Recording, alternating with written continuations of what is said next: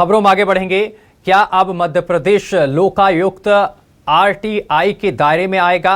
Supreme court में मध्य प्रदेश लोकायुक्त संगठन को आरटीआई से बाहर रखने वाली राज्य सरकार की 2011 की अधिसूचना की वैधानिकता पर सुनवाई पूरी हुई है और सभी पक्षों की दलीलें सुनने के बाद सुप्रीम कोर्ट ने फैसला सुरक्षित रख लिया है और कोर्ट के पिछले आदेश के अनुपालन में मध्य प्रदेश के महाधिवक्ता प्रशांत सिंह शामिल हैं। उन्होंने लोकायुक्त को आरटीआई से छूट देने के पीछे राज्य सरकार के तर्क रखे हैं। हालांकि कोर्ट पहले ही स्पष्ट कर चुका था कि धारा 24(4) के तहत केवल खुफिया या सुरक्षा संगठनों को ही ऐसी छूट मिल सकती है।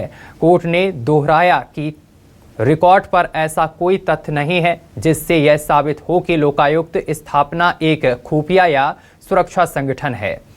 सुनवाई के दौरान यह भी चर्चा में रहा है कि उत्तर प्रदेश, कर्नाटक और महाराष्ट्र जैसे राज्यों में लोकायुक्त संगठन आरटीआई के दायरे में रहकर पारदर्शिता के साथ काम कर रहे हैं।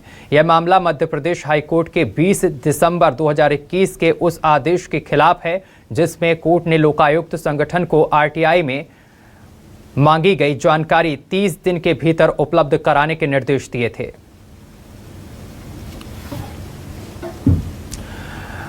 और इस खबर पर अधिक जानकारी के साथ संजीव त्रिवेदी, डिप्टी एडिटर, हमारे साथ जुड़ गए हैं। संजीव जी, ये मामला सामने निकल कर आया जिसमें कोर्ट की तरफ से भी टिप्पणी की गई है।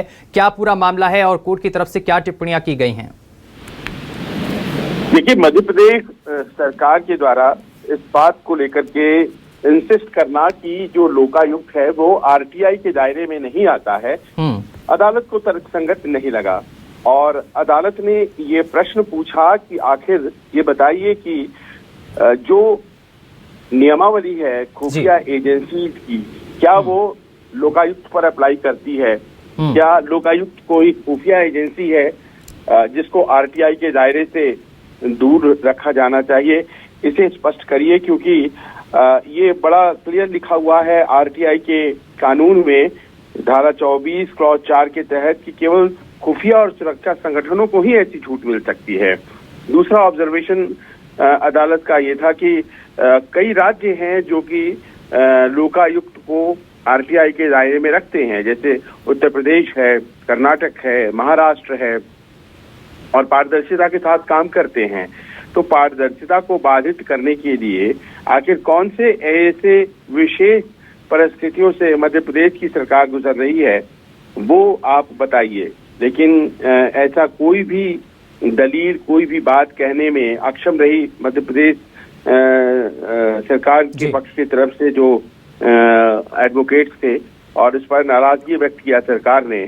और सरकार ने कहा कि जो आपकी अगस्त 2011 की अधिसूचना है जिसके जरिए लोकायुक्त के लिए आपने कहा है कि वो आरटीआई के दायरे में नहीं आएगी, उसको रद्द कर दिया जाएगा अगर आप 20 मई को, अगली तारीख को कोई जवाब लेकर के नहीं आते हैं। उन्होंने साथ साथ ये भी कहा है कि जो राज्य के मुख्य सचिव हैं और महाधिवक्ता हैं वो भी कोर्ट में प्रस्तुत हों। जी, बहुत शुक्रिया आपका संजीव जी, तमाम जानकारी साझा करने के लिए।